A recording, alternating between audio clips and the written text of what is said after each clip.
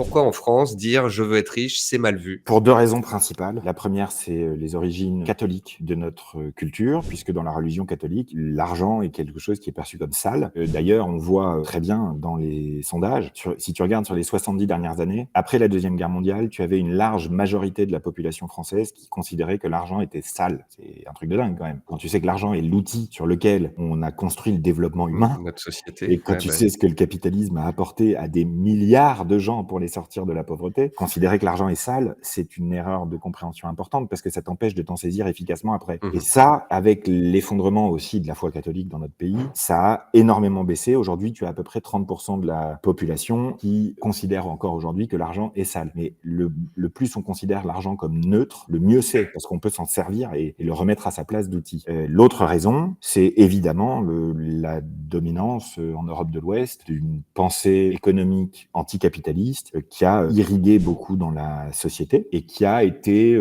pendant longtemps un espèce de catalyseur de la frustration des gens sur laquelle les politiques ont joué. ouais. Et je pense qu'aujourd'hui, on arrive à un stade de développement dans notre société et de compréhension économique aussi qui progresse et qui montre aux gens que l'argent, c'est un outil. Que ce qui est sale, c'est ce que certains hommes et femmes en font. Mais que l'argent lui-même est juste un outil, que le capitalisme, ben, ça fonctionne. Je veux dire, on peut dire ce qu'on veut, ça marche pour sortir les gens de la pauvreté. Et que, bien sûr, et souvent, je refais référence à lui parce que quand tu regardes les 80 dernières années, c'est quand même lui qui avait vu juste le plus.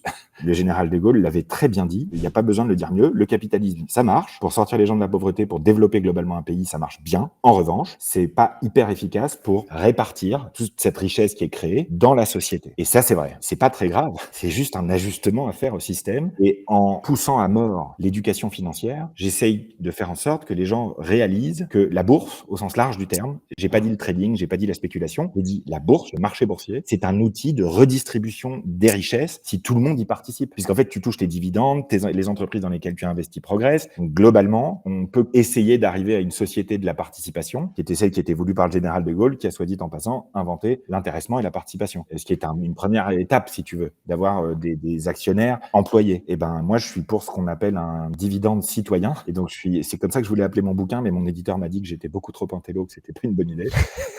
Mais le projet s'appelle toujours dividende citoyen dans les ordi. Ouais. L'idée, c'est de dire, on contribue tous à la croissance économique, on vit, on consomme, on paye des impôts, on travaille, on produit des trucs. Et ben, si on investit tous un peu, on est tous bénéficiaires aussi des fruits de la croissance économique, tout simplement. Donc, c'est l'enjeu. Et là où tu tapes très juste, c'est que le premier truc à dire sur l'argent, c'est que tant que c'est un tabou, on peut pas le mettre à notre service. Et donc, j'essaye de contribuer à faire tomber ce tabou-là. Voilà.